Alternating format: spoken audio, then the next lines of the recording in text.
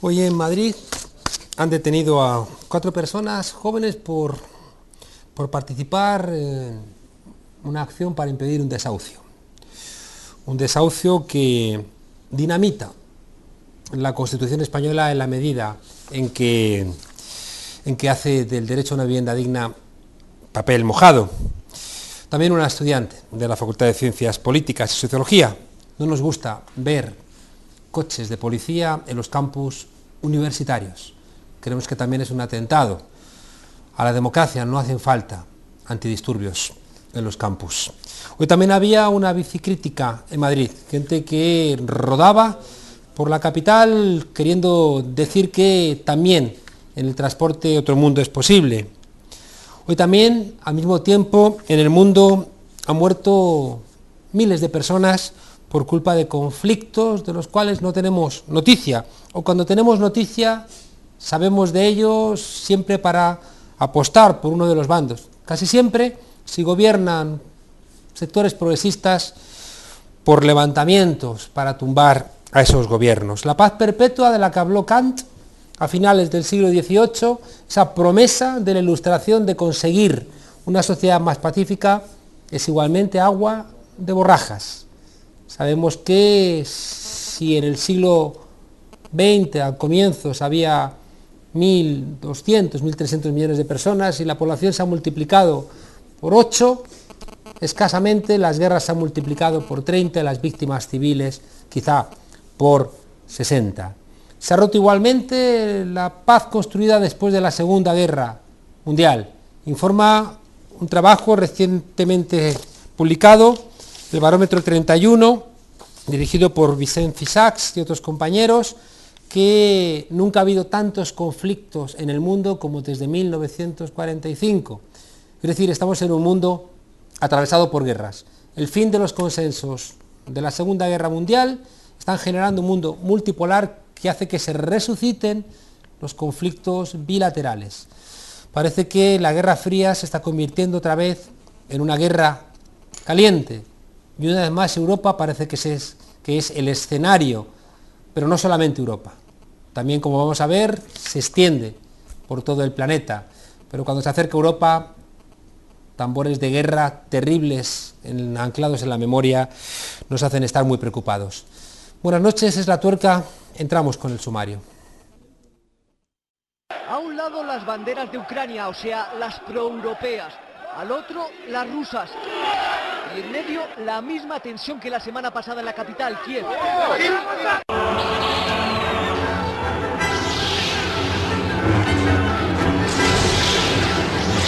Putin exhibe un músculo militar, poniendo en alerta a las tropas de las bases rusas en Crimea. ¿Qué harías tú en un ataque preventivo de la ONU? ¿Qué harías tú en un ataque preventivo de la ONU? ¿Qué harías tú? No sé.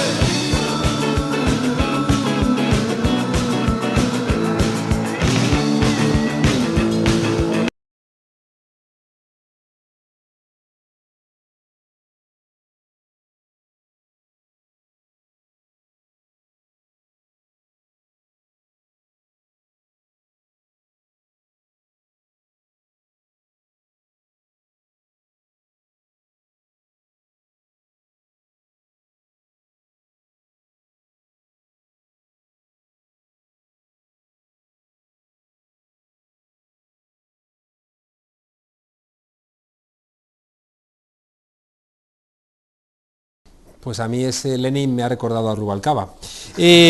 Bueno, esta noche tenemos para entrar a este caliente debate con nosotros a nuestro amigo Alberto Sicilia, enviado especial en Kiev. Buenas noches y muchas gracias por estar otra vez aquí con nosotros. Tenemos también a Juan Antonio Aguilar, director de Espía Digital. Igualmente vamos a darle otro par de vueltas al asunto. Tenemos también con nosotros a Lola Aldeá, periodista. Muchísimas gracias por compartir tu mucho saber con nosotros. Y también tenemos a Caterina Palanska, politóloga y defensora firme, ¿no?, de una parte por lo menos de lo que está ocurriendo en aquel país. También tenemos a un experto internacionalista como es Carlos Enrique Bayo, director de Público. Por eso y buenas noches. Buenas noches. Bueno, pues vamos, antes de empezar el debate, vamos a realmente ahora sí al sumario, sobre todo por la última hora, porque como pretendíamos saber, no iba a ser gratuito las decisiones unilaterales que se estaban tomando en Ucrania. Así que vamos a escuchar la última hora. Adelante, vídeo. Europa trae aires de guerra. Un golpe de Estado en Ucrania ha obligado al presidente Viktor Yanukovych a huir de su país, dejando a la población con un gobierno provisional hasta las elecciones presidenciales anticipadas que se celebrarán el próximo 25 de mayo. Por otra parte, la región ucraniana de Crimea ha retado hoy mismo a Kiev con la convocatoria de un referéndum para ampliar su autonomía. No ha elegido una fecha cualquiera, la votación se llevará a cabo el mismo día en el que se celebrarán las presidenciales. Crimea acapara hoy la atención de Europa y Estados Unidos. Se trata de una pieza clave en el conflicto ucraniano y lo demostró ayer el presidente de Rusia, Vladimir Putin, anunciando la movilización de su ejército precisamente en esa frontera. También ayer el secretario general de la OTAN tomaba partido, afirmando su intención de defender al gobierno provisional ucraniano. Son muchas las cuestiones que se derivan de estos acontecimientos y muchos los recuerdos que se despiertan de la Guerra Fría. ¿Estamos viviendo el preámbulo de un próximo conflicto en Europa? Hoy, en La Tuerca, nueva guerra en la vieja Europa. Alberto, es verdad que suena de una manera bastante inquietante, ¿no? A viejos conflictos, Coreas, Vietnam, repúblicas democráticas alemanas y repúblicas federales de Alemania, OTAN, Rusia ayer, Unión Soviética. ¿Estamos ante un escenario similar? Sí, parece que suena un poco al pasado, ¿no? A lo que parecía que se había acabado la Guerra Fría, pero bueno, el conflicto o lo que está ocurriendo en Ucrania recuerda bastante a ese periodo. Sin embargo, estamos en un mundo multipolar, ¿no? Es decir, de alguna manera la hegemonía norteamericana está en cuestión, aparecen nuevos actores, ¿no? Parece que sí que es cierto que Estados Unidos ha abierto 3 conflictos al tiempo, ¿no? El conflicto en Siria, el conflicto en Ucrania y el conflicto en Venezuela. Forma parte de una geoestrategia, de repente ha habido un problema de imprevisión. Sobre el conflicto en Venezuela, no te puedo decir tanto y vosotros sabéis mucho más que yo, pero sobre los conflictos en Ucrania y en Siria, es verdad que los antiguos imperios de la Guerra Fría están jugando un poco el mismo papel. Si luego veremos que en Crimea Rusia tiene una base militar muy importante, una base naval muy importante, en Siria está Latakia. Latakia es el principal puerto de la Armada rusa en el Mediterráneo y Estados Unidos está apoyando a los rebeldes, o sea que ahí también, en Siria también se está jugando un equilibrio de fuerzas parecido. Y Ucrania, durante la Guerra Fría los problemas eran geopolíticos, no más que realmente de recursos. Parece que en este nuevo escenario la lucha por recursos energéticos y por sus rutas cobra mayor relevancia, ¿no? En Ucrania es el caso. Sí, Ucrania es un lugar muy importante, primero porque pasan un montón de gasoductos que traen el gas hacia Europa, es un país que tiene puertos muy importantes en el Mar Negro y evidentemente desde que comenzó el conflicto estamos viendo que tanto la Unión Europea y Estados Unidos, por un lado, y Rusia por el otro, cada cual está tirando y jugando a sus intereses en Ucrania. Y digamos que una de las cosas más curiosas es que hay una capa de conflicto geopolítico en el que las potencias tratan de ganar lo suyo y por el otro lado hay un conflicto social de las personas que están en la calle, de los ucranianos, y a veces uno tiene la sensación de que esos dos niveles están un poco desconectados, ¿no? Lo que te puede contar un ucraniano en la calle es bastante diferente o no tiene nada que ver sobre historias geopolíticas o sobre narrativas de la Guerra Fría. En Georgia o en Chechenia, Rusia no ha sido especialmente amable con cualquier tipo de posición independentista. ¿En Ucrania va a haber un escenario similar? Hombre, esperemos que no haya un conflicto tan grave.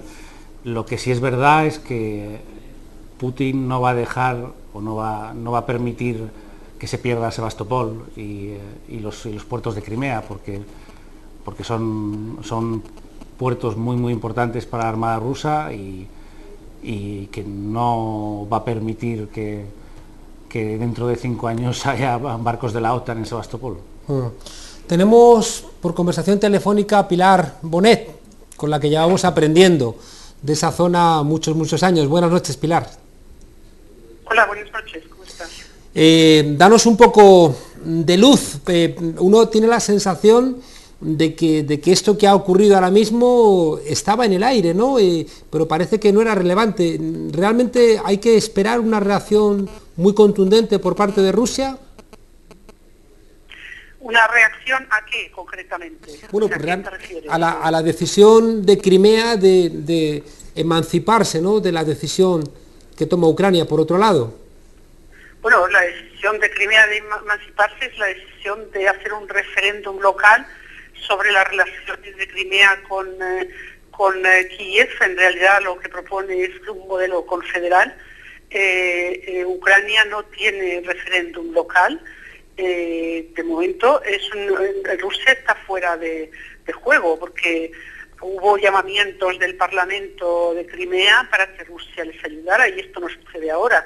Se está planteando un tema que, estrictamente hablando, tiene que ver con la estructura de Ucrania como país. Otra cosa es que esta decisión se produce en unas circunstancias bastante anormales, con el Parlamento tomado por enmascarados armados, ¿no? Esa ya es otra historia.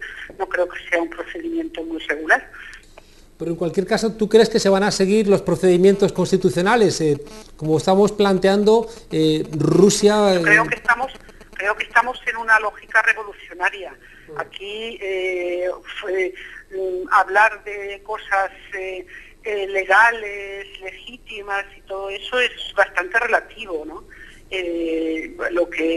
Si todo esto acabara bien depende de si se llegan a celebrar elecciones, si los extremistas de uno y otro lado son contenidos, si predomina el sentido común, si la impaciencia de unos no hace que tomen decisiones que asusten a otro. Todo esto está en proceso, esto no está acabado.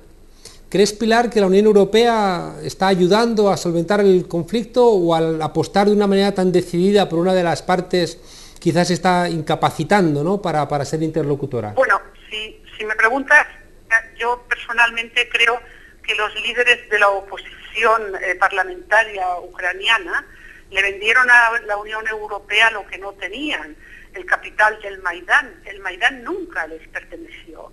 Y entonces ellos se lo hicieron suyo, hicieron creer a los de la Unión Europea que ellos controlaban aquello. O sea, los de la Unión Europea venga a cantar jotas ahí en el Maidán. Y ahora, ¿qué va a pasar? ¿A Europa, a Ucrania, el dinero que no le ha querido dar a Grecia o que no le ha querido dar a España? O se lo va a dar. Vamos, que le pregunten a los griegos si estarían contentos con que les den dinero a Ucrania. Eso por una parte, pero por otro lado, el tema de Ucrania tiene unas implicaciones tan importantes para la geoestrategia y para la seguridad, sobre todo para la seguridad en esta parte de Europa, que parece que todo el mundo se ha convertido en víctima de esta situación. Que se hubiera podido arreglar y se hubiera podido enderezar si por ejemplo, si Yanukovych hubiera aceptado elecciones anticipadas, si los que están ahora en el poder no tuvieran esa impaciencia y que empezaran a cambiar leyes sobre el uso del ruso, cosa que asusta mucho en las regiones del este del país, que no es que sean rusos, sino que son rusoparlantes, son ucranianos rusoparlantes y que se sienten más asustados. Hay muchos mitos y hay muchísimas cosas que en condiciones normales se superan, pero en estas condiciones los unos se infunden miedo a los otros, y todo esto sobre un telón de fondo de crisis económica. Entonces no tiene muy buenas perspectivas, francamente. A mí me gustaría que no fuera así, pero lo veo crudo. En cambio, ¿no sería fácil ver a un ministro ruso haciendo campaña en Grecia contra los enemigos de la Troika? En cambio, sí que hemos visto a representantes políticos europeos haciendo en Kiev, ¿no?, campaña por la revuelta. Y eso, ya digo, tenemos la sensación de que hace que Europa pierda de alguna manera esa posibilidad, ¿no?, de ser un actor. Yo lo que pienso es que hay muchos diletantes, muchos aficionados en esto. Yo cada día me estoy acordando refrán inglés que seguramente conoces, que es que la gente que vive en casas de cristal no debe echar piedras. Pues cada día me acuerdo muchísimo de este refrán y pienso que aquí estos ucranianos han jugado muy fuerte y nosotros estamos involucrados y no podemos no estarlo porque tiene que ver con el futuro de Europa y con una desestabilización mayúscula, que son 45 millones y el país más grande de Europa después de Rusia. Déjame abusar con una pregunta última breve. ¿Es un conflicto Rusia, Europa, Estados Unidos o van a aparecer otros actores como China en el horizonte?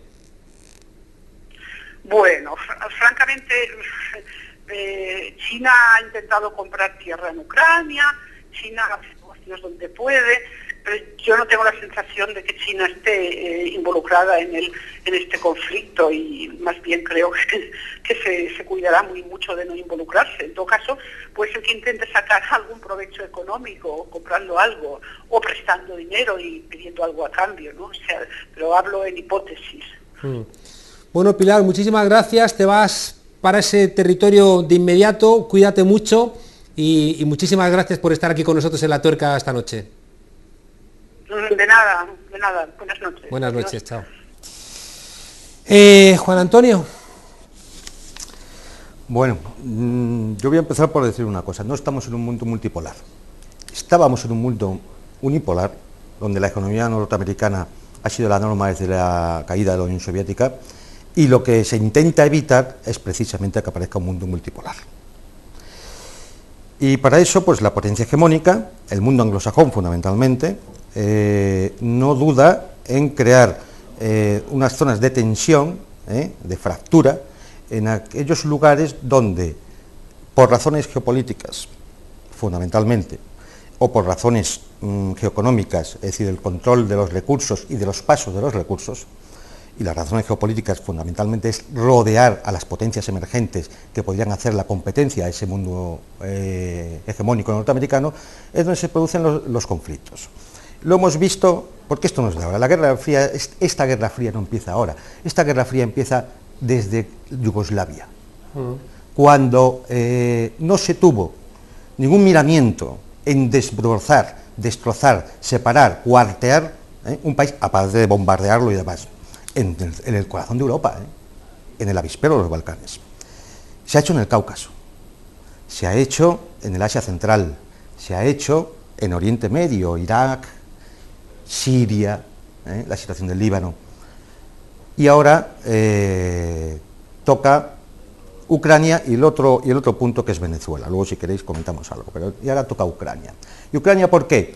Porque la Unión Europea, OTAN, se las mantenía muy felices en su avance, poco a poco, desde el año 91, de ir incorporando países del antiguo bloque del Este y los incorporando a su zona de influencia. Y ahora pues habían sacado esto de la Asociación de la Europa Oriental, en el cual, bueno, pues hay dos países que han dicho que no. Uno era pequeño, Armenia, que va a entrar en la Unión Euroasiática, pero el otro es Ucrania. Y esto ya es una pieza mayor. La esperanza del hegemonismo norteamericano de llevar su propio, llevar la frontera de su OTAN hasta la misma frontera rusa era muy tentadora. Y reconocido por la subsecretaria de Estado norteamericano en una conferencia que se puede ver en YouTube, reconoce que han invertido más de 5.000 millones de dólares en subvertir Ucrania desde hace unos años. Esta es la realidad y esto es lo que hay detrás. Luego, si queréis, sobre todo lo digo por mi colega, se puede entrar en la situación social ucraniana, en lo que ocurra o lo que esté padeciendo o no la población y demás, pero estas son las razones que están detrás. Vamos a escuchar esas declaraciones de las que acabas de hablar. Adelante, vídeo. Since Ukraine's independence in 1991, the United States has supported Ukrainians as they build democratic skills and institutions, as they promote civic participation and good governance, all of which are preconditions for Ukraine to achieve its European aspirations. We've invested over $5 billion to assist Ukraine in these and other goals. Es como un discurso repetido. Si me dejas dos detalles. Esta señora es la que en la famosa conversación telefónica que le captan, hablando con el embajador norteamericano en Kiev, es cuando dice, aparte de aquella grosería de que Europa la den, cuando dice que el candidato que ellos apoyan es Yatsenyuk. Y hoy la Rada elige como primer ministro a Yatsenyuk. Esto en mi pueblo es blanco y en botella. Además es un escenario repetido de jerga democrática, fundaciones, dinero, ONGs, prodemocracia, sí, ONGs, bueno, todo el Gran aparataje, Europa, todo el suena aparataje. también a la transición española. Carlos Enrique Bayo, tú que conoces la gestión internacional de los últimos 50 años como si fuera tu patio trasero. Bueno, no tanto, pero la verdad es que yo estaba en la Unión Soviética en el momento en que se estaba desmembrando y yo, cuando era Unión Soviética, viajé a precisamente el Cáucaso, también a Lvov se llamaba entonces, también a Moldavia, que luego acabó también escindida por el Transnistria, y también a las repúblicas bálticas, por supuesto. Pero todo aquello no nos esperábamos que fuera a desintegrarse de una manera tan rápida, no nos esperábamos que iba a haber unos conflictos tan tremendos en lugares como en el Cáucaso, igual que no nos lo esperábamos en Yugoslavia. Yo cuando estuve en Sarajevo, por ejemplo, y les preguntaba cómo pudo haber esas masacres, esas atrocidades, esos genocidios, esas limpiezas étnicas, y no se lo podían explicar ni ellos. Decían, si nos casábamos entre nosotros, si es que vivíamos en la misma calle, en la misma acera, y parecían no haber ningún problema hasta que aquello se convirtió en un auténtico polvorín, en un infierno. Entonces, aquí están también jugando con ese fuego del infierno, porque evidentemente hay intereses geoestratégicos y geopolíticos muy grandes, pero en este punto están tocando, digamos, lo que sería casus belli para el Kremlin, porque, como bien decía Alberto, es que Crimea es casus belli para el Kremlin. Es decir, Rusia siempre ha estado alejada de una salida al mar realmente importante, y cuando invaden Afganistán los soviéticos, también lo hacen para acercarse hacia otro mar. Pero, claro, porque todo el mar que tienen es el Ártico y tienen muy pocas posibilidades de salida por allí.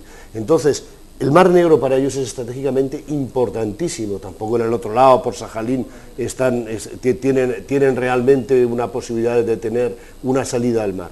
Esa salida al mar, aparte de que desde el siglo XVIII Crimea formaba parte del Imperio ruso, esa salida al mar incluso se especuló cuando la separación de Ucrania si podían trasladar la flota del Mar Negro a Sochi. No lo pueden hacer porque la profundidad del fondeadero no se lo permite a los buques de guerra. Bueno, como digo, eso es realmente una línea roja, eso es un casus belli que Rusia no va a permitir que se haga. Solamente un dato. Hoy ha movilizado, entre ayer y hoy, ha movilizado Putin solo en la frontera 150.000 soldados. Todo el ejército de Ucrania son 139.000 hombres. Es decir, solo el ejército fronterizo que ha empezado a hacer unas maniobras podría ganar esa guerra contra Ucrania. Sobre todo porque, claro, Ucrania tampoco tiene un ejército que valga la pena nombrar. Tienen un solo submarino que es de diésel y que está estropeado, están intentando arreglarlo.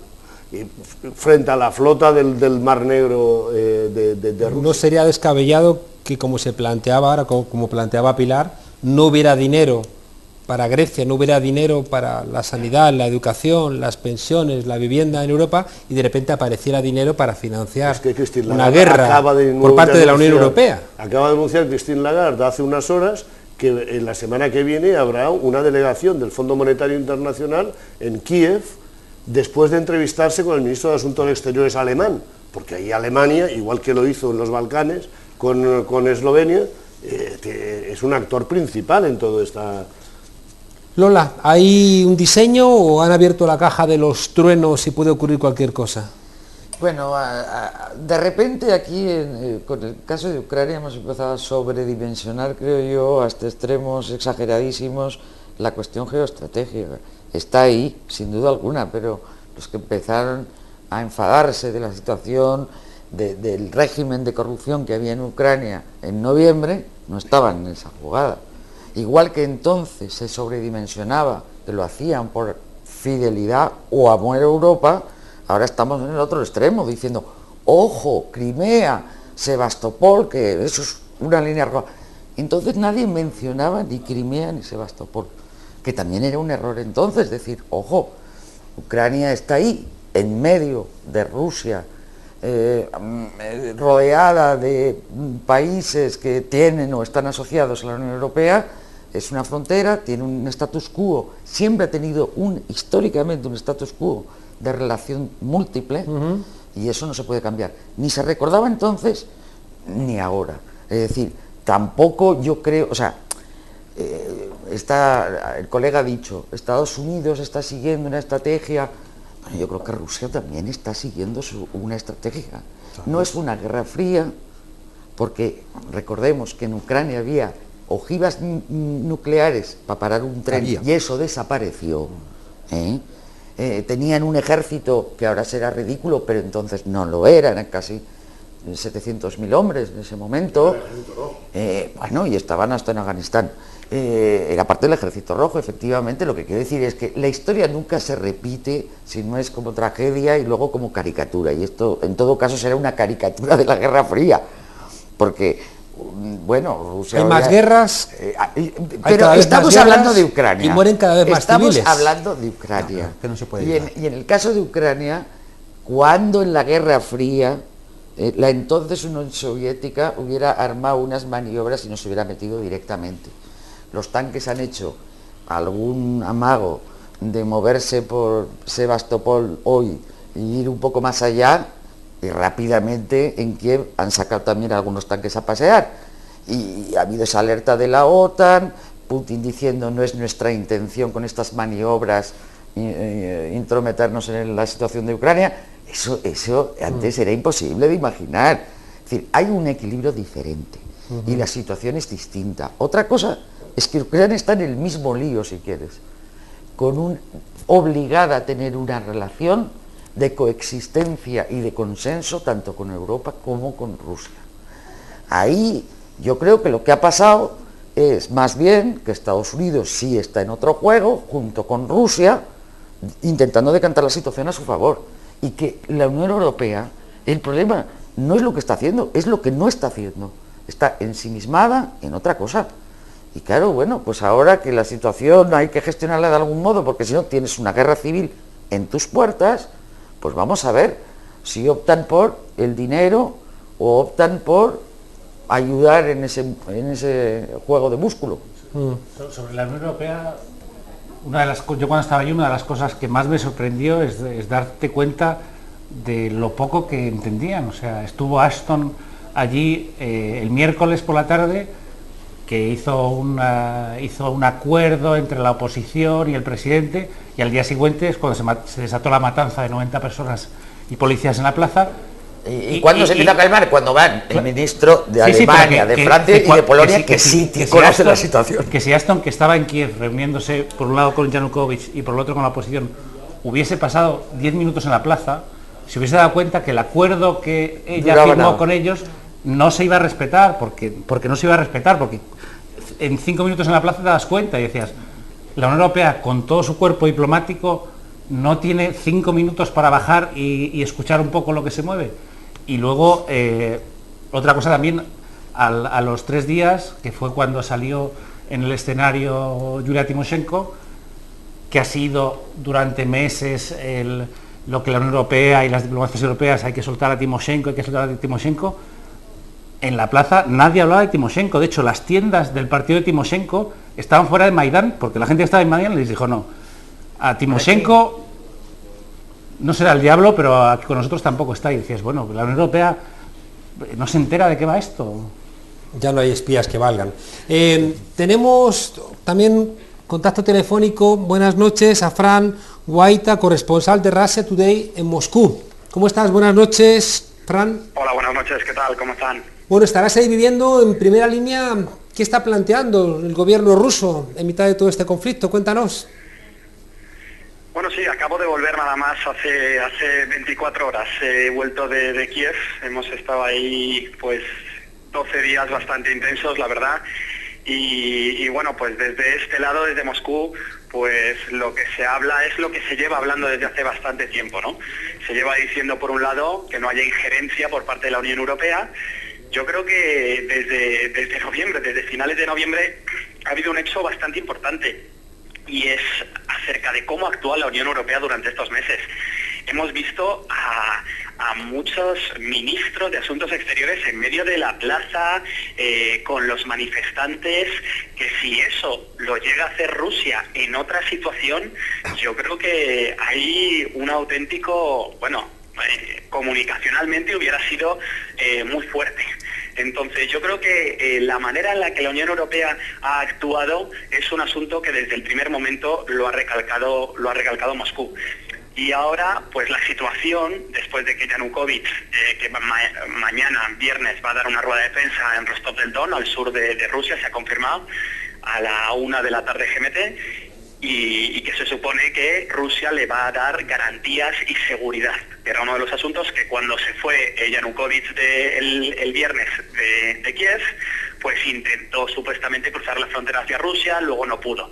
Y luego, por otro lado, pues se encuentra en una situación con Crimea, sobre todo, ¿no? Aunque también se hable precisamente solo de Crimea, hay un asunto interesante porque también en la región del este también hay manifestaciones, también se están intentando poner banderas rusas, y ahí hay tensión, aunque evidentemente Crimea es geopolíticamente muy importante por la flota rusa que hay allí, por la conexión que tiene el Mar Negro con el Mediterráneo y por lo que significa. Entonces, desde aquí, desde Rusia, pues evidentemente yo creo que en cierta medida han visto como le han ganado la partida, porque han ido las manifestaciones avanzando. Yo creo que el gobierno de Yanukovych ha jugado un papel claro de minusvalorar, yo creo, esas manifestaciones, y recordemos que el presidente en los primeros 5 días de las manifestaciones se fue de viaje a China, dejando unas manifestaciones en el país de decenas de miles de personas. Entonces, ahora la situación evidentemente es muy compleja, ya estamos no solo hablando de política, sino militar, también estamos hablando de una situación en la que se dice que se están moviendo las tropas, pero recordemos por un lado que la flota de Rusia en Sebastopol está allí y es normal que haga movimientos, es lo que ha hecho siempre, y estos movimientos que se hacen evidentemente tienen una connotación porque es ahora, pero esos movimientos militares se suelen hacer también aquí en Rusia. Evidentemente que no es casualidad quizá que lo hagan ahora, pero que por ahora estamos a expensas de saber qué va a suceder. Pero bueno, tropas sí se están moviendo, ¿no? Que es una forma ya de decir, cuidado que aquí estábamos discutiendo en la mesa acerca de si es posible una respuesta tan dura como la que vimos en su momento pues en Chechenia, o la que vimos en Georgia. Bueno, yo creo que es un poco coger la bola mágica, ¿no? Y ver a ver qué puede suceder.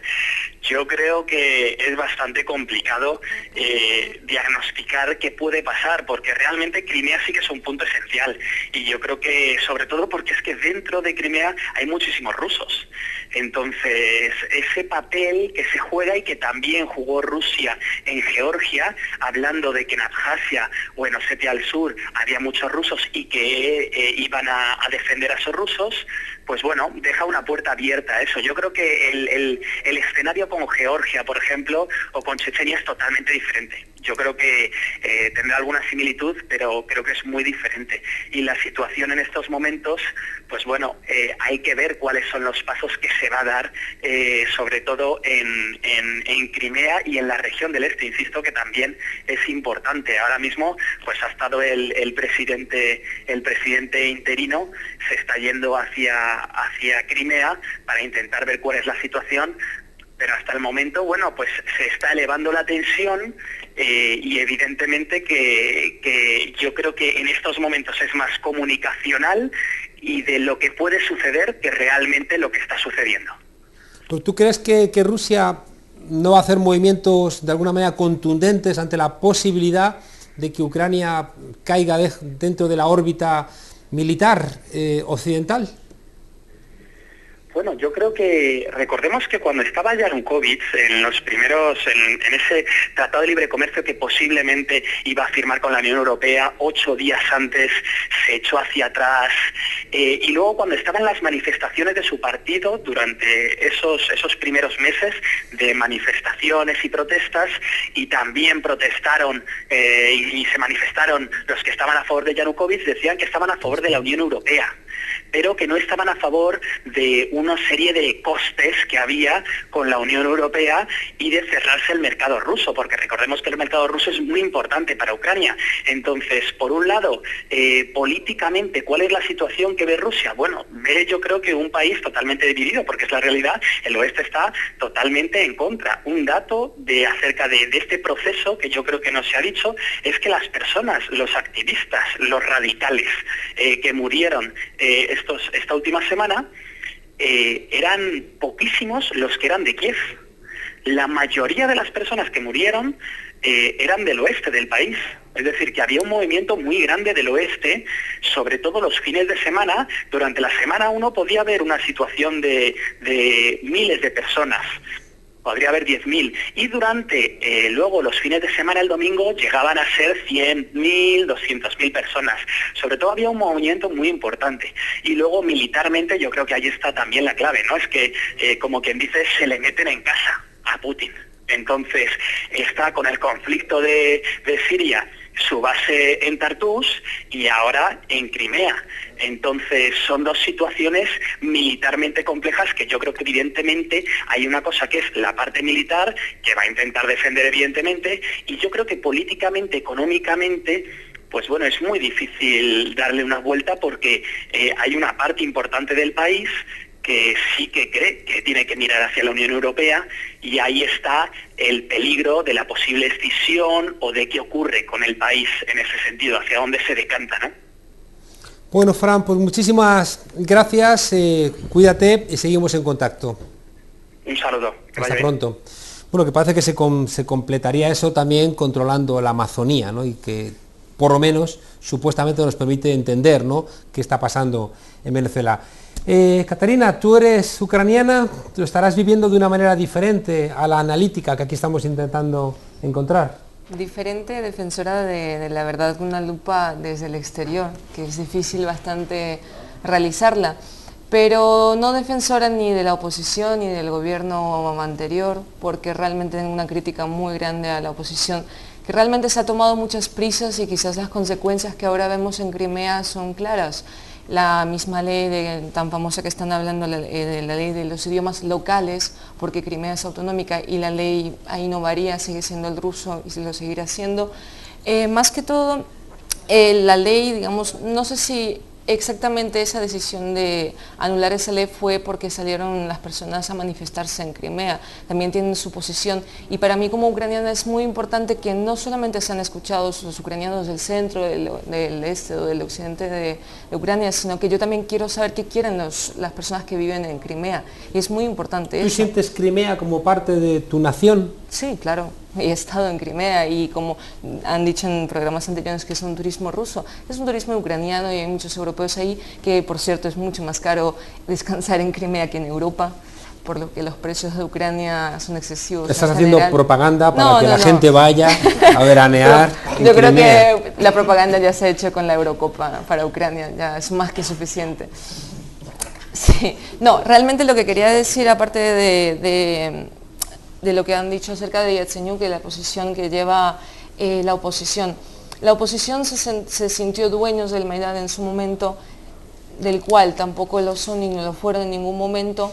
La cercanía con Europa, todo, digamos que trayendo al Maidán a personas importantes europeas, fue como una legitimación a ellos mismos, y además de todo como una tranquilidad a los ucranianos, que posiblemente Europa les ayudara.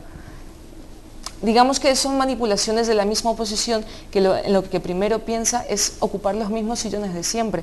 Y por eso ahora en Ucrania se habla muchísimo de una lustración, que es un cambio total de las caras de los políticos que están en cualquier lado. No solamente hablamos del Parlamento, sino que hablamos a niveles locales, que ese cambio sea real, y no solamente en palabras, de cambiar de un lado, de hacer coaliciones proeuropeas, prorrusas. Y sí, sinceramente entiendo perfectamente la posición desde España, aquí estamos hablando de una cuestión externa, pero siendo ucraniana, y si lo puedo contar de una manera interna también, no creo que esté mal verlo así también, la posición, o sea, el estado, en qué estado está lo social en Ucrania, en por qué ha explotado a esas personas, en por qué existe esa división entre esas personas, aunque ahora lo que vemos es que el apoyo por parte de los mismos, por la parte muy pro-ucraniana o nacionalista, dan ese apoyo a Crimea, y si quieren hacer el referéndum, que tampoco la ley lo permite porque lastimosamente no existe, la ley no apoya los referendos locales, solamente los nacionales, exactamente, también lo veo difícil. Por eso hablar ahora de una legitimidad en general, lo que está pasando en Kiev o lo que está pasando en Crimea, es difícil, porque si es una consecuencia a la causa, lo que está pasando en Crimea, digamos que la causa sería todo lo que pasó en Maidán, y la consecuencia ya es Crimea como una reacción a ello, no lo sé, porque sinceramente me es muy importante, y yo creo que para cualquier ucraniano es saber qué es lo que quieren realmente ellos, o estar con Rusia, o ser simplemente igual que Cataluña, si vamos a hablar en comparaciones que no les gustan tanto, esa es la separación, ¿no? Que también no debemos de olvidar que en Crimea no solamente hay rusos, hay tataros que consideran esas tierras suyas. Y hablando de Chechenia, hoy por cierto hubo una afirmación por los chechenos que van a apoyar a los ucranianos porque son sus hermanos. Y como Rusia constantemente durante años hablaba que es el gran hermano mayor de Ucrania, ¿cómo puede ser que ahora solamente va a defender a Crimea cuando efectivamente en la parte de Donetsk, en toda la parte prorrusa de Ucrania también hay rusos? ¿No les interesan esos rusos, solamente los rusos de Crimea? Yo he visto demasiado optimismo aquí con el tema de que la Guerra Fría, digamos, terminó, por supuesto, la Guerra Fría terminó con la caída del muro de Berlín y después con la unificación reunificación de Alemania, que se proclamó que la Guerra Fría había terminado. Pero si vamos a los precedentes posteriores a esos acontecimientos, por un lado, digo, el precedente peligrosísimo de los Balcanes, porque hay un riesgo enorme de balcanización de lo que es eso, evidentemente. En Crimea el 60% de la población es rusa, pero son 1.200.000 rusos, y ahí pues casi debe haber 18 millones de rusos en toda Ucrania. Estamos hablando, bueno, no sé, o 16 millones. Estamos hablando de muchos más rusos. Bueno, que hablan ruso, bueno. Yo cuando en el 2006 estuve tiempo en Kiev, además ayudando a hacer un vespertino que se llamaba Viecherom, en Sivodnia, no había ni un solo diario en ucraniano, ni un solo semanario en ucraniano. Primero que encontrabas una publicación en ucraniano era un quincenal literario. O sea, todos los diarios, los semanarios, todo era en ruso. Es decir, que lo rusófono, la identidad lingüística, como estamos viendo en Cataluña, es muy importante. Y como vimos luego en los Balcanes, donde el serbo-croata era un solo idioma, y sin embargo ponían traductores del serbio al croata, y lo único que hacían era introducir algún giro local, porque era el mismo idioma. Bueno, es que yo pienso que es mucho más peligrosa la situación de lo que estamos aquí tranquilamente hablando. No, yo no soy nada optimista, yo lo siento, pero creo que hay puntos calientes ahora mismo en la geopolítica internacional, muy calientes, que pueden iniciar un encadenamiento de situaciones como para no estar nada optimistas. Vamos a ver. Maidán, yo no sé si ha aceptado o no ha aceptado la oposición, pero yo he tenido muchas horas, las cámaras son live, puestas en mi ordenador, viendo lo que estaba pasando en Maidán, y allí no han dejado de pasar en ningún momento a hablar ni Klitschko, ni Yatsenyuk, ni Stage, ni el líder de la extrema derecha. Y no les han dejado de pitar cuando han hablado. ¿Quién también estaba allí? Pero allí estaban. Evidentemente, si llegáis Yanukovych, no lo dejan hablar. Pero lo esperaban. Sí, allí esperaban. Es decir, vamos a ver, la realidad es esta. Pero si los dirigentes occidentales, incluso hasta esos que dices tú que no se enteran de nada, yo sinceramente creo que los servicios de inteligencia, tanto de cualquier país de la Unión Europea, son lo suficientemente listos como lo han demostrado poco. No han demostrado, pero porque la razón es porque quien manda no está ahí, pero sí saben perfectamente lo que estaba pasando. Saben perfectamente lo que estaba pasando, y sabían perfectamente a quién estaban apoyando, y sabían perfectamente quiénes eran los que en la plaza, llegado el momento, los que en la plaza iban a tomar el control, como se ha visto. A Europa no le interesa nada que que los tipos, las no le autodefensas, interesa ahora. No le interesa nada No que le las interesa autodefensas ahora. sean las que salgan ganando de la situación en la plaza. No le interesa ahora, pero cuando lo está alimentando no tenía otra forma, porque si no es imposible desmontar, subvertir todo un entramado legal para hacer lo que se ha hecho. Y te pongo un ejemplo. Aquí tú sabes perfectamente que en España, en la Puerta del Sol, eso no se hubiera consentido ni 48 horas. Lo sabes perfectamente. Aquí una situación parecida, vamos, ni de lejos, pero 15M. Si llega a pasarse determinadas líneas rojas, como ha ocurrido allí, de ocupar algún edificio oficial, de entrar en las Cortes o algo así, no se hubiera consentido. Aquí, vamos. No, tampoco aquí los antidisturbios mataron a decenas de personas. Bueno, es decir, vamos a ver, lo de los antidisturbios mataron a decenas de personas, estamos hablando ya en una situación ya desbordada. Yo estoy hablando de principios de enero, no estoy hablando de los últimos enfrentamientos. Hombre, principios de enero 5 muertos hubo. 5 muertos. Pero que es ¿vale? poco. Bien. No es poco ni mucho. No es poco ni mucho. Hay 16 policías, hay 16 policías muertos. Después de febrero. Sí, ya. Después de 100 muertos. Y 100 muertos de los otros. Sí, a balazos, todos a balazos. Sí. Pero si las imágenes las hemos visto todos. Si todos hemos visto las imágenes y sabemos perfectamente. Pero Juan Antonio, los grupos. Estás como dando a entender que parte de ese desorden formaba parte de un diseño dirigido desde fuera. No, yo creo que el desorden les viene por incapacidad de controlar. Entonces pero no porque no supieran, porque no supieran que llevado a las cosas a una determinada tensión, estas cosas pueden suceder. Eso lo sabía. Lo que pasa es que siempre se tiene la esperanza de controlar. Como Yanukovych tenía la esperanza de controlar también. Cuando esto se descontrola es cuando todo el mundo se echa las manos a la cabeza. Pero todos han estado alimentando el fuego allí. Todos, incluidos los países europeos, los países de la Unión Europea, con una torpeza habitual en ellos. Y digo torpeza por ser benévolo, porque si lo que está bueno es otra cosa. Te olvidas de un pequeño detalle, además de que efectivamente echar la leña al fuego, sobre todo Estados Unidos, pero también Europa, por falta de previsión o por... y por complicidad, digámoslo claramente, complicidad. Pero te olvidas de un detalle, hubo una tregua. Duró escrupulosamente 2 semanas. ¿Y quién la rompió? Espera, perdona, déjame. Se iban dando los pasos del acuerdo. Qué casualidad que la tregua empieza cuando empiezan los Juegos Olímpicos en Sochi. Y se fastidia la tregua ese lunes cuando ya están terminando. Es una cosa de Putin. La tregua es una cosa de Putin. Yo digo que tú le atribuyes casi todo a la geoestrategia, incluye también ese factor. Ahora quería ir, yo esto lo quería explicar por ella. Ahora voy a la otra parte. Efectivamente dices, hombre, no todo es la geoestrategia. Claro que no. La gente que salía a Maidán seguramente tenía razones muy poderosas para salir a protestar. Pero hace 6 meses también. Y hace 1 año.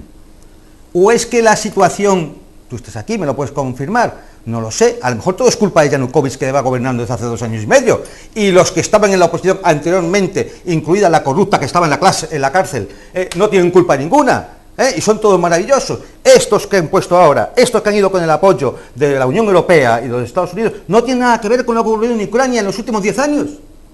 No, hombre. Pero en ningún momento estamos hablando de que tienen algo que ver o no. He dicho desde un principio que la oposición no se favorece por la población. Quiero decir que la situación social ya venía siendo muy mala antes también de Yanukovych.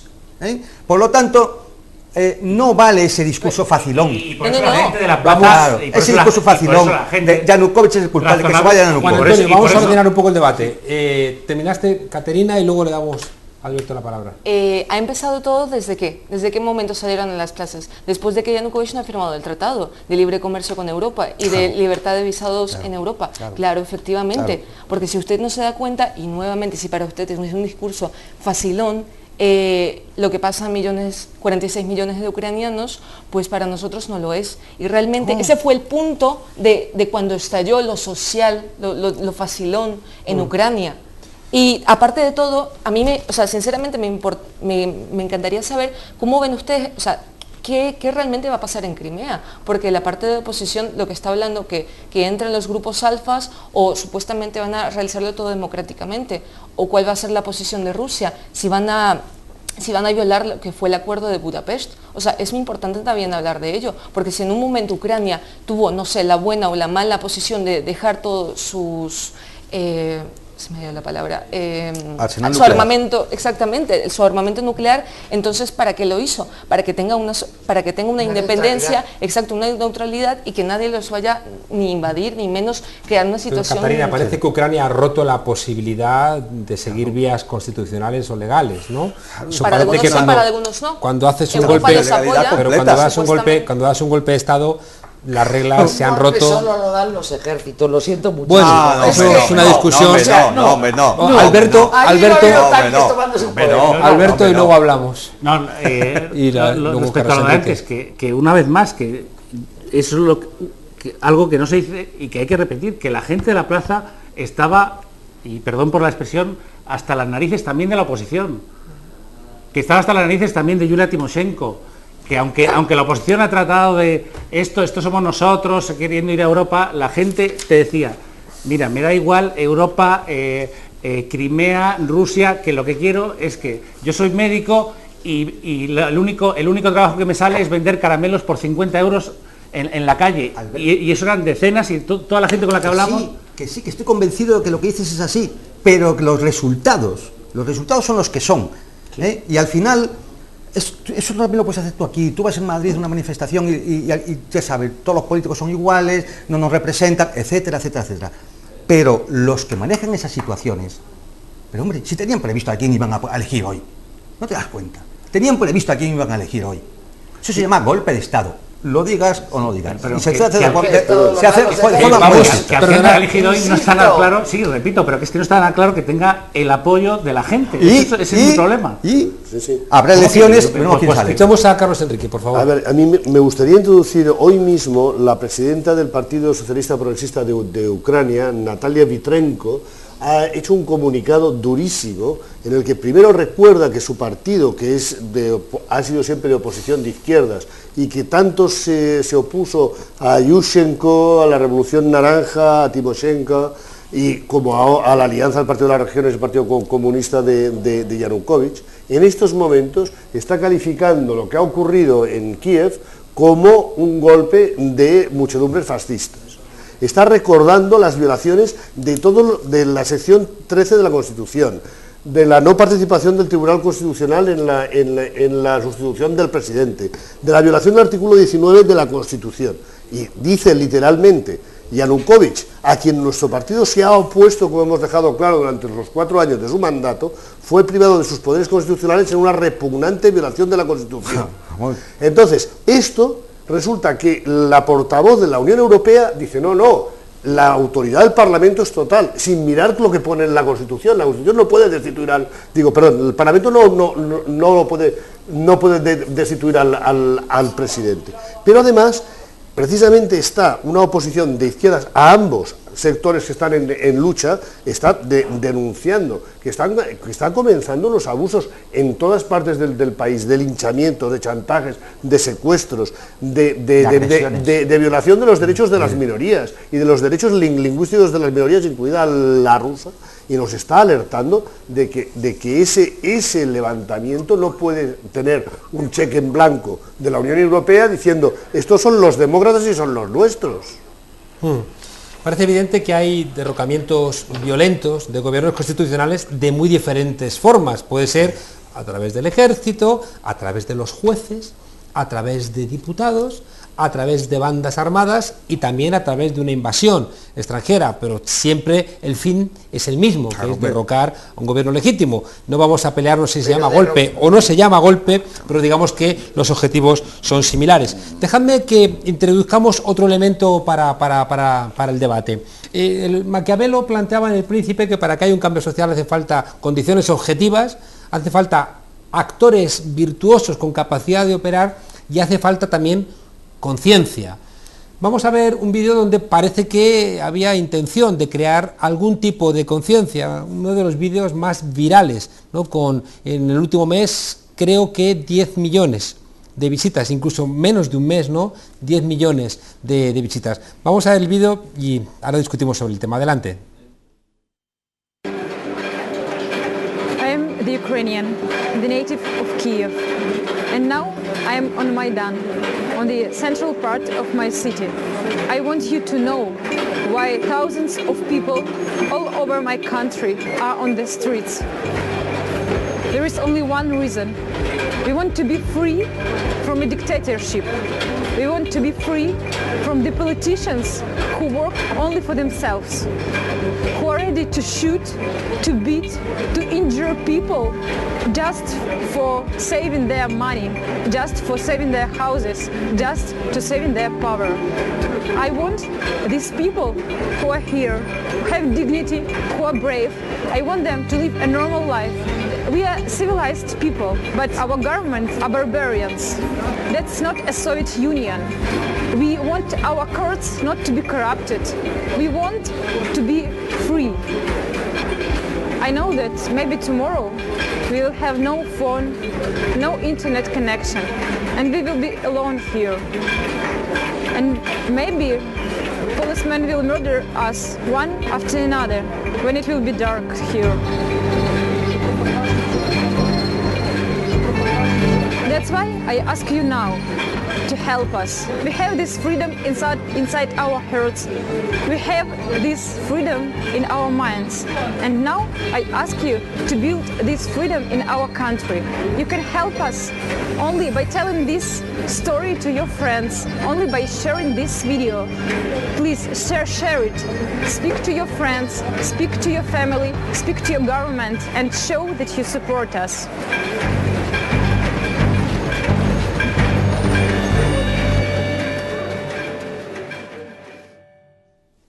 Yo he de ser sincero, yo este vídeo lo he visto en Venezuela, financiado por la oposición, en los momentos duros que había que tumbar a Chávez. Un vídeo prácticamente idéntico, ¿eh? Caterina. Sí, realmente este video apareció justamente, si no me equivoco, más o menos 2 o 3 semanas, no quiero decir exactamente, antes de que se suponía que iban a ingresar el estado de emergencia en Ucrania. Por eso mismo ella habla de que si por si acaso se apagan nuestros móviles, el internet desaparece y todo eso. Pero efectivamente lo que vemos, y hubo un apoyo muy grande de la sociedad extranjera, no solamente por parte europea, sino que los mismos ucranianos en diferentes partes del mundo han hecho muchas manifestaciones, como pudimos ver también en Londres, en la casa de Akhmetov, que es uno de los sponsors de Yanukovych, y también en Madrid y en otras capitales. Lo que querían conseguir, no sé, una propaganda o no propaganda, un pedir de ayuda por parte del exterior, porque los ucranianos ahí en el Maidán, mis propios amigos que han estado ahí, no quizás en los momentos más fuertes, sino que ayudando con la comida o por parte de emergencias, cuestiones básicas, se sentían solos totalmente, entre una oposición que, nuevamente lo digo, no afirma nada, solamente quiere conseguir sus propios objetivos, entre un gobierno que huye, que llora, diciendo que realmente nadie sabe quién fue quien mandó al Berkut o luego los tanques a Kiev. Nadie nunca supo responder a la pregunta quién fue quien dio la orden, ni el mismo Yanukovych decía ello. Otra cosa también que hay volviendo ya al tema de lo que es la Unión Europea y de la dependencia de Ucrania, no solamente de Rusia económicamente, dependemos de la Unión Europea, dependen la oposición de la Unión Europea por el hecho de la población quiere unirse a la Unión Europea, una cierta parte de esa población claramente. También quería comentar una cuestión acerca del ruso en Ucrania.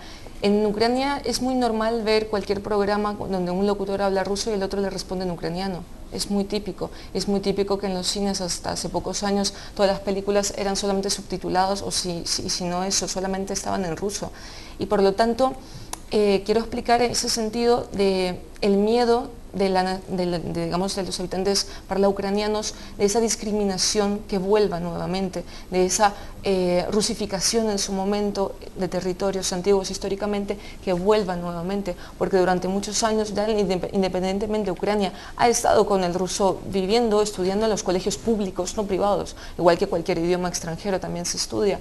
Por eso mismo, cuando los rusos ucranianos se sienten atacados por esta misma ley, quiero que entiendan ellos, y ustedes también, que los ucranianos igualmente sienten ese mismo miedo que sintieron cuando Yanukovych entró al gobierno.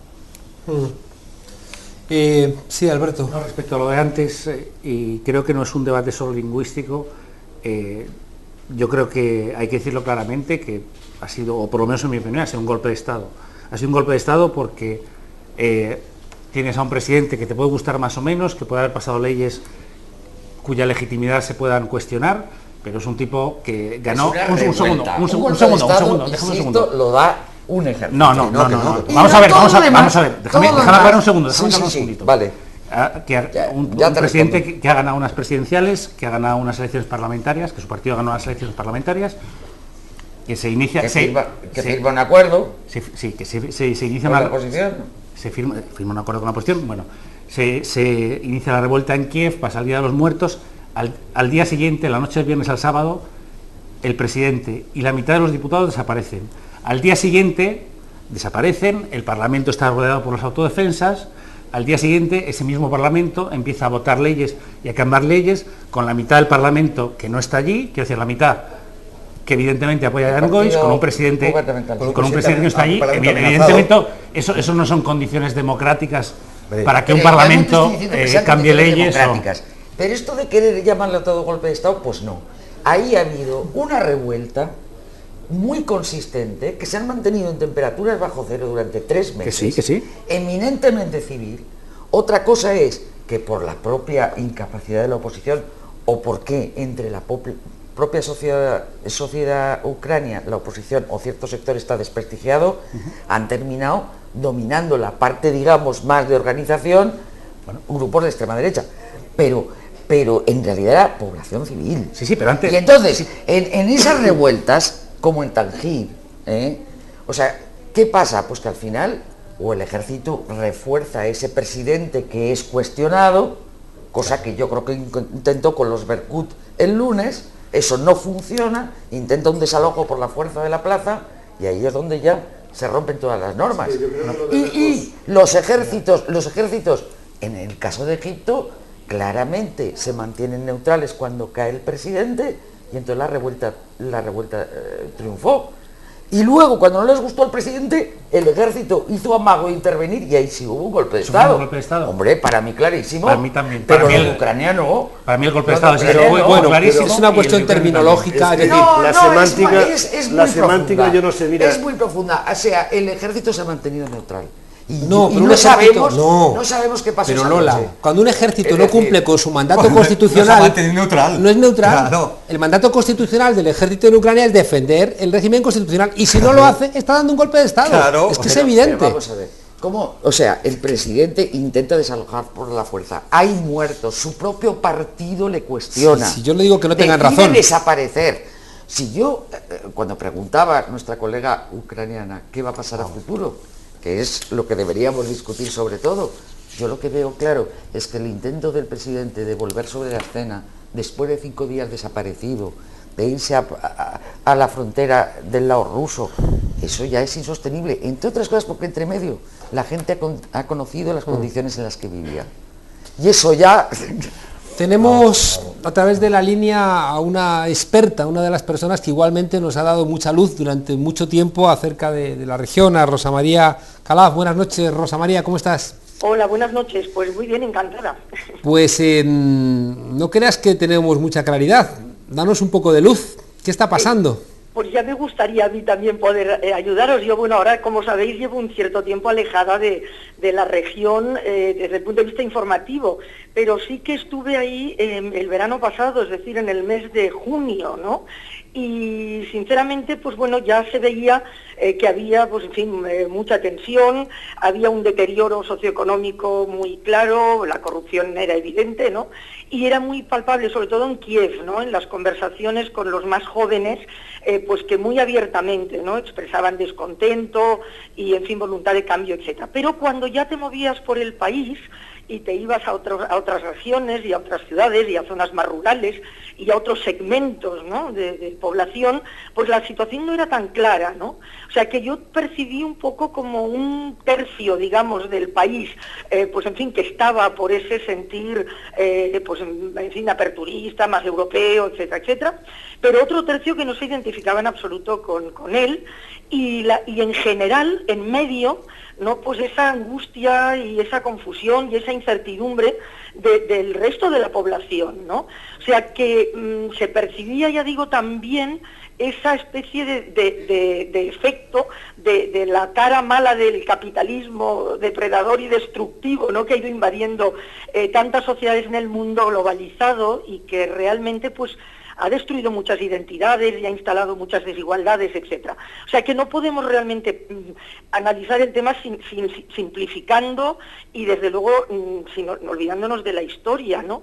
Pero que ha tenido también, pues, en esa división que ya estaba ahí, pues gran culpa y gran parte de la culpa la injerencia exterior, ¿no? Que ha sido notoria y que más que solucionar pues una situación que ya era muy difícil, como digo, pues ha añadido leña al fuego, ¿no? ¿Tú crees que sin la intervención europea y norteamericana no hubiera sido este el resultado? Pues probablemente no, efectivamente, porque está claro que la oposición, ese movimiento opositor, ¿no? Nunca habría ganado, por así decirlo, entre comillas, sin contar con el apoyo de Occidente. Pero como digo, yo no lo veo, vamos, como un festival pro Europa, ¿no? Sino que francamente lo veo como con un proceso de cisma, de división muy inquietante que estaba ya abierto y se ha consolidado en el país. Y desde luego, bueno, hay que recordar, ¿no? que la oposición ya estuvo en el poder después de la Revolución Naranja, en el 2004, entonces hay muchas preguntas, ¿no? ¿Qué hizo esa oposición en el 2004? Las cosas cambiaron muy poco, ¿no? Está claro que Ucrania pues era, en fin, un parque temático de oligarcas y magnates al servicio de uno o de otro imperio, del este o del oeste, pero sobre todo al servicio de sí mismos, ¿no? Y luego pues hay que ver ahora pues la Unión Europea cómo va a responder también, porque tampoco tiene un plan ni un programa, me parece, demasiado claro, a no ser ese, digamos, esquema que se planteó en el 2008 un poco de quitarle a Moscú, ¿no? Esas influencias en la región, y la UE tiene, bueno, pues una cierta manera de actuar como un imperio, ¿no? En este momento también, y luego pues preguntarse también qué va a pasar, qué va a hacer Rusia. A mí no me parece que vaya a hacer algo inmediatamente, ¿no? O sea, ya ha dicho, en fin, eso de que lo interferir en asuntos internos, que no quiere obligar con nosotros o contra nosotros, pero está claro que la otra gran pregunta es si Gorbachov dejó perder la Europa del Este, si Yeltsin prácticamente se le cayeron de las manos pues el Báltico, el Cáucaso, Asia Central, pues si ahora será Putin el que perderá Ucrania, ¿no? Y entonces no me parece que lo vaya a dejar caer también sin pelear, no ahora mismo probablemente, ¿no? Pero bueno, o sea, posiblemente no se va a quedar de brazos cruzados. O sea que es una situación, bueno, pues eso, muy confusa, no creo que diga nada que no sepamos. Y a mí, yo no os he escuchado, pero he pillado un poco el final de vuestra conversación, que estoy muy de acuerdo con el tema golpe de Estado, no golpe de Estado, etcétera, con algunas de las partes, pero sobre todo lo que me inquieta mucho, sinceramente, es que veo continuamente que es cada vez más frecuente y aceptado que los cambios políticos se hagan en las plazas y no en las urnas, ¿no? Y eso lo he vivido una y otra vez, pues en fin, en Asia, en América, etcétera, y bueno, y eso consolida un poco la idea de que las revoluciones pues son esas reformas que no se han hecho a tiempo, ¿no? Que no se han hecho cuando se debía, y que demasiado a menudo, pues cuando se dirimen en las plazas, pues los éxitos iniciales son sucedidos por fracasos y por una tremenda frustración. Aunque cuando en las plazas está el pueblo llano, se habla de terroristas y violentos, y cuando están las clases medias, las revoluciones son de colores. Exactamente, ya te digo, totalmente de acuerdo. Es decir, que realmente ¿qué está ocurriendo? Debemos preguntarnos, ¿no? ¿Por qué nos solidarizamos con tanta facilidad con unas protestas que son sin duda comprensibles? Porque la situación realmente, como he dicho al principio, en Ucrania era muy tensa y era muy terrible, y es una protesta muy legítima, ¿no? Pero desde luego está claro que eso mismo en un país de la Unión Europea pues hubiera traído el estado de excepción, ¿no? Claro, O sea, es decir, que quién, cómo, por qué se decide que una causa es justa, ¿no? Y que permite que se ocupen edificios y se maten incluso policías y todo esto, y en otros casos no, o sea, es decir, que sobre el papel son igual de legítimos, ¿no? Rosa, una última pregunta. Parece que la Unión Soviética sirvió para congelar muchos problemas y que con su disolución parece que emergen nuevas realidades. Queríamos preguntarte, claro, en este nuevo escenario, ¿China pinta algo? ¿China tiene algún papel? ¿China puede terminar de enredar el escenario o de momento también está al margen? Yo creo que de momento está al margen, los chinos son muy listos y ya pues han dicho exactamente, si no me equivoco, que para ellos, bueno, pues es un asunto donde no quieren, como siempre, ¿no?, hacer injerencia en asuntos internos, pero sí que han dicho también que lo ven como una partida euroatlántica rusa con Ucrania como peón, ¿no? O sea, es decir, que bueno, que su posición, o sea, su interpretación la tienen clara. Ahora me da la impresión, ya digo, de que no se van a mezclar en eso a ser posible, ¿no? Porque ya tienen, pues en fin, otro tipo de problemas por otras partes, y además su relación con Rusia, pues siempre está ahí en el filo, todavía. Y está claro lo que tú has dicho, ¿no? Que te hemos planteado muy bien la pregunta, ¿no? De que durante la Unión Soviética, pues eso estaba con la tapadera puesta, y cuando se levantó la tapa, pues entonces ahí emergió, pues en fin, la enorme diversidad, etcétera, pero también es verdad que Ucrania había sido capaz, ¿no? Había tenido una rara habilidad para resolver con pactos y consensos, pues en fin, una serie de enfrentamientos, de tensiones, en fin, de la zona rusa, la zona occidental, etcétera, ¿no? O sea que bueno, pero que sí que es evidente que ese desmantelamiento de la Unión Soviética pues fue muy precipitado y bueno, y por supuesto, claro, pues hizo que emergieran una serie de problemas que estaban ahí sofocados, pero que en cuanto se levantó la tapa, pues se soltó el vapor, ¿no? Rosa María, muchísimas gracias por tu claridad, tu tiempo y tu compromiso con la verdad. Muchas gracias. Pues nada, vosotros, y encantada. Un abrazo. Otro y para ojalá ti. que les salga bien a los ucranianos. Ojalá. Buenas noches. Buenas noches. Bueno, me comentan que casi es seguro que nos está escuchando Javier Solana y quizá también gente del Departamento de Estado. Y para ello, para que dejen de cometer tantas torpezas, nada mejor que alguna recomendación cultural. Vamos a ver qué recomendación cultural tiene Pablo para esta gente. ¿Realmente queréis comprender qué hay detrás de la tuerca? ¿Queréis entender por qué Rejón dice lo que dice? ¿Queréis comprender a Juan Carlos Monedero o las intenciones de este humilde presentador? Aquí está la respuesta: Antología, de Antonio Gramsci, editada y traducida nada menos que por Manuel Sacristán, la mejor cabeza del marxismo español. Y con vosotros, una de las mejores cabezas, en este caso del pensamiento radical de todos los tiempos, el creador del concepto de hegemonía para entender la lucha política y para prevernos también de los límites del determinismo económico. En 1928, el fiscal que acusaba a Gramsci decía que había que librarse durante 25 años de ese cerebro terrible. Nosotros pretendemos lo contrario, que el pensamiento de ese genio de la revolución, de la política, del periodismo, de la historia, perviva para siempre. Antología, de Antonio Gramsci. El presidente Chávez le regaló a Obama las venas abiertas de América Latina. Nosotros, de momento, vamos haciendo recomendaciones de lecturas. Alberto, cuando estabas escuchando a Rosa María, afirmabas con rotundidad que estabas de acuerdo en alguna de sus cosas que te parecían como muy clarificadoras.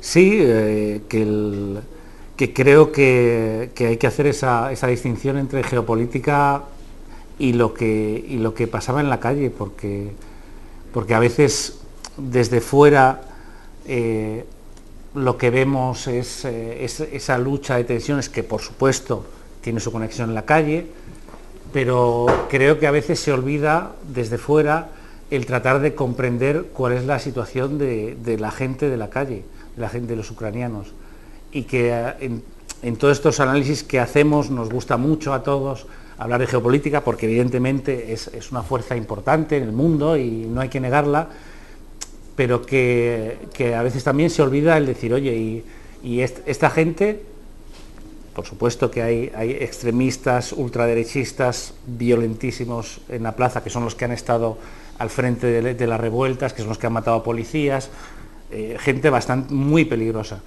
Pero había también gente en la plaza que hay que preguntarse, oye, esta gente, ¿por qué estaba tan cansada? ¿Cuál es la vida cotidiana de esta gente para que salga a la calle?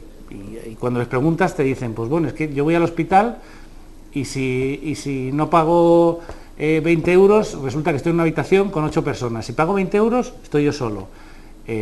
Yo cuando iba en taxi desde el aeropuerto al centro, pues nos paró un policía y le dijo al taxista, llevas a un extranjero, ¿no?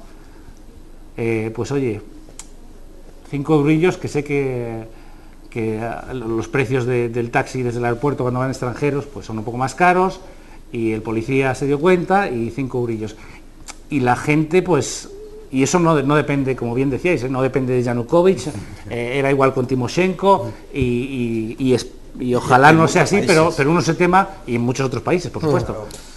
Carlos Enrique. Yo estoy de acuerdo con lo que dices, Alberto. Tú fuiste de los primeros que nos envió una colección de fotografías de los líderes fascistas. Bueno, es que es Svoboda, ahora hablando de la semántica, se llaman libertad y tienen un origen fascista basado, bueno, es un héroe para ellos Stepan Bandera, que era realmente una figura filonazi.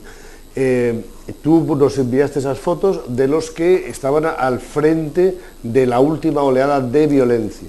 Y el problema es ese, la gente que estaba allí contra la corrupción de un lado y de otro, de unos gobernantes y de otros, contra los abusos, contra la crisis económica alimentada también por oligarcas que se han enriquecido a costa del pueblo.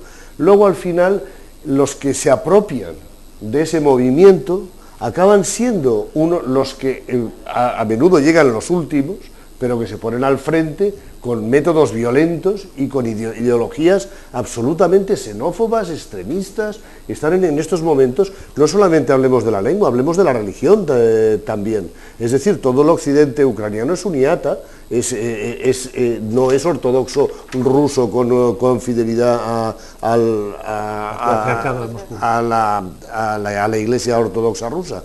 Entonces, en estos momentos, los que se han apropiado de ese movimiento están incluso entrando en iglesias ortodoxas, reclamándolas y están vengándose de lo que hizo exactamente la Iglesia Ortodoxa rusa, que colaboró con la Unión Soviética y desplazó a todos los uniatas y les arrebató templos.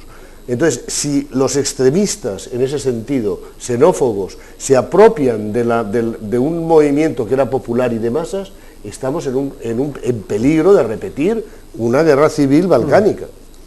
Vamos a ver, pero esto no debería sorprendernos. Ya Clausewitz establecía aquello de la ley de extensión a los extremos. Tú dejas un proceso evolucionar de una forma en que vaya elevándose la tensión, y al final lo que tú tienes es que los sectores más extremistas son los que acaban enfrentándose y poniéndose al frente. Esto no pasa solo en Ucrania. Las manifestaciones y las protestas que pudo haber en Damasco en su momento también seguramente eran legítimas y seguramente obedecerían a razones poderosas. ¿Quién se ha puesto al final al frente? Una pandilla de cortacabezas fundamentalistas islámicos. Pero vamos, en los Balcanes pasó similar, en Egipto, con la famosa la primera de las árabes. Es decir, al final, cuando se inicia un proceso de este tipo, en el cual los que van calentando, lo que pretenden es que vaya elevándose la tensión para conseguir una serie de fines, tú corres el riesgo de que, elevado a los extremos, sean los extremos los que se hagan cargo. Claro, es irremediable. Claro. Y eso, vamos, dices tú de fascista. Yo me he quedado hoy de cuadros leyendo un comunicado de la Cuarta Internacional apoyando el golpe de Estado en Kiev. Bueno, la Cuarta Internacional tiene esas cosas esotéricas. Sí, y de la CIA. Lo que sí que parece cierto es que, no desde Yugoslavia, fijaos, desde la unificación alemana, ¿no? Es decir, si la unificación alemana no hubiera tenido lugar, no hubiera tenido lugar tampoco lo que pasó en Yugoslavia, no hubiera tenido tampoco que ver todo lo que después se desencadena. Bueno, es la caída de la Unión Soviética. Yo creo que son procesos diferentes. Pero la unificación alemana no la permite empoderarse a los alemanes y van a permitir también el reconocimiento de Croacia antes de la Unión Europea. Generó una cosa, perdona que te digo una cosa, perdón un momento, sí. Lo que quería pediros como una 30 segundos de reflexión. Lo que ocurrió fue que una aceleración de los procesos significó que hubiera sido mejor que hubieran tomado un tempo más pausado, y eso es válido para la unificación alemana, que generó mucho precio, para la solución de los conflictos en Yugoslavia, para la disolución de la Unión Soviética, incluso para el reconocimiento también de Ucrania de una entidad confederal o de autogobierno más propia. Lo que sí que parece cierto es que este escenario donde hay gente que protesta, casi siempre donde no va a haber protestas legítimas, se utilizan por factores externos para acelerar los procesos y generar más rotos que soluciones. Y es lo que estamos viendo ahora mismo en Siria, en Afganistán, en Irak y allá donde mete sus sucias manos la OTAN, ¿no? 30 segundos de reflexión. Bueno, yo separaría la reunificación alemana de lo de la balcanización, aunque Alemania fue el detonante. ¿Por qué? Porque realmente para los alemanes, ellos sintieron después de la Segunda Guerra Mundial estar partidos. Eso es normal. O sea, eran alemanes de un lado y del otro del telón de acero. O sea que en realidad era un país partido. Pero lo que sí es cierto, y eso no fue solo Alemania, aunque Alemania fue la que empezó reconociendo Bosnia como entidad independiente, yo creo que fue también Croacia, sí, al principio Croacia y Eslovenia. Bueno, Eslovenia fue, perdón. Pero yo creo que fue una cuestión de la élite política europea de ese momento. Es decir, cómo incidir en ese deshielo, en qué iba a pasar con el este de Europa. Optaron, yo creo erróneamente, y eso quizás la historia lo dirá, por apostar a la fragmentación para mientras, en el atajo político. O sea, porque los procesos no eran muy claros, porque todo era un poco confuso y porque en el caso de Yugoslavia era el país más frágil o que se había unido de manera más con territorios que habían pertenecido a diferentes entidades anteriores, ¿no? Entonces, esa apuesta por la secesión o alimentarla, o por lo menos echar leña en el fuego, bueno, tuvo el costo de 3 guerras y una sangría tremenda, y que además tuvieran que venir luego los aviones norteamericanos a echarle una mano porque los europeos... No. Alberto, 30 segundos de verdad. Pero en los 30 segundos... ¿Qué va a pasar? ¿Qué va a pasar en Ucrania? Uno, yo creo que tienen que controlar efectivamente lo que tú mencionabas, la violencia tal, el desarme de la gente del Maidán, primero estabilidad, pero eso pasa también por un acuerdo del tipo que sea, tanto con Rusia como con Europa, de dennos tiempo, y con que se tomen medidas frente a la bancarrota, 75.000 millones de dólares de deuda. Sí. 15 segundos. 15 segundos. No, pues yo creo que ahora una de las claves, aparte de Crimea, también va a ser qué pasa con esa coalición que se formó en la plaza entre gente que protestaba más o menos razonable y estos locos que ahora tienen la moral muy muy alta y que va a haber que tener cuidado de ver cómo se les convence, o sea, algún día se les tiene que convencer para que dejen las armas y digan, oye, hay elecciones y si ganan tus enemigos no puedes volver a tomar las armas. Yo creo que ese punto va a ser muy muy delicado. Una vez más, qué poca inteligencia está demostrando la vieja Europa. Bueno, hemos tenido un debate creo que profundo, espero que os hayáis sentido todos a gusto, aparte sentado bien, solo hemos constatado. Y bueno, nos despedimos como todos los jueves con la tuerca rap. Tenemos esta noche a Dark la M. Pues con él los dejamos. Buenas noches, la tuerca, la tertulia, ya saben ustedes, sin miedo y con memoria. Buenas noches.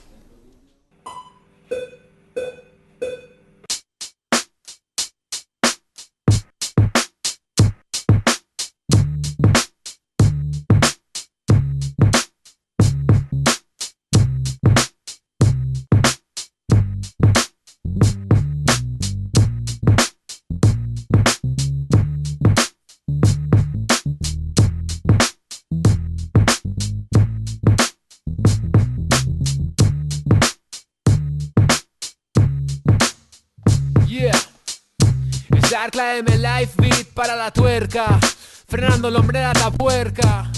Porque sí, tienen casi toda la culpa ellos, pero se lo ponemos muy fácil, ¿eh? Solo tienes que dar una vuelta por la calle, mirar a tu alrededor y darte cuenta de que lamentablemente vivimos en un país de fachas y chonis, de chonis fachas, poligoneros con pulseras rojigualdas. Si el obrero vota al partido del patrón, pues esto pasa. Trabajadores sin trabajo y sin casa.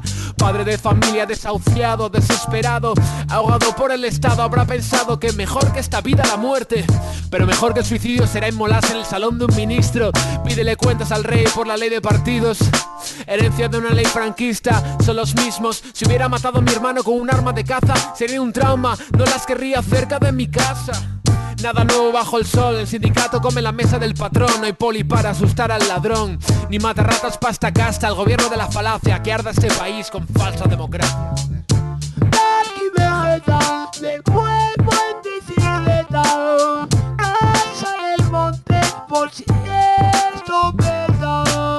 Como terapia, un boli, una libreta, mejor que una azotea y una escopeta. Los monólogos de analfabeta botella son 100.000 pavos de todos los ciudadanos por dejar Madrid por los suelos. Y fuera pensarán, si esos son sus jefes, ¿cómo coño serán ellos? Y a los borbones les escriben los discursos y las declaraciones. Solo otra paripé, en este caso frente a un juez. 30 años de democracia según Paco, y las grandes fortunas como y cuando os llenases el saco. El abuelo obrero revolucionario ve a su nieto seguir sus pasos, pero le llaman vándalo. Tú critica, caja tonta, que algo queda. Como llamar a todo lo que vaya contra el régimen ETA. Antes que el Congreso, tomemos la televisión. Tus padres, hermanos y amigos repiten su misma versión. Condicionan a la gente como perros de Pavlov. Seré el segundo español en empuñar un Kalashnikov.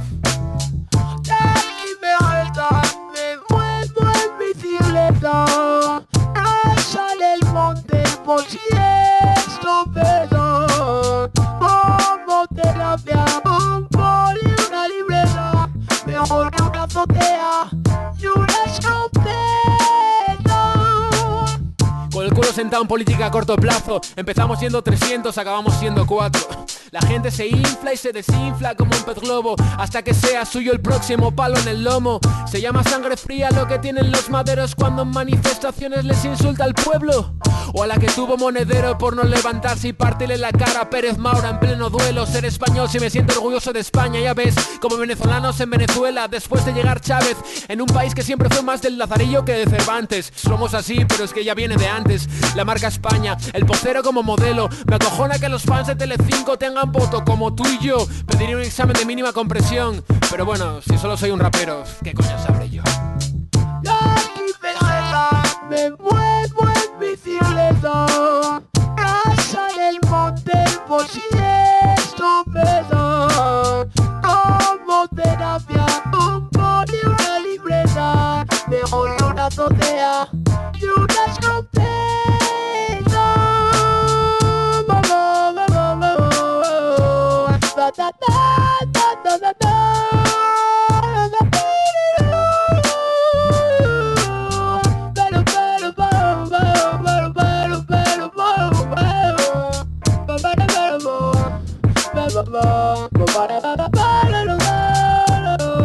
Esta es la M para la tuerca. El miedo tiene que cambiar de paz.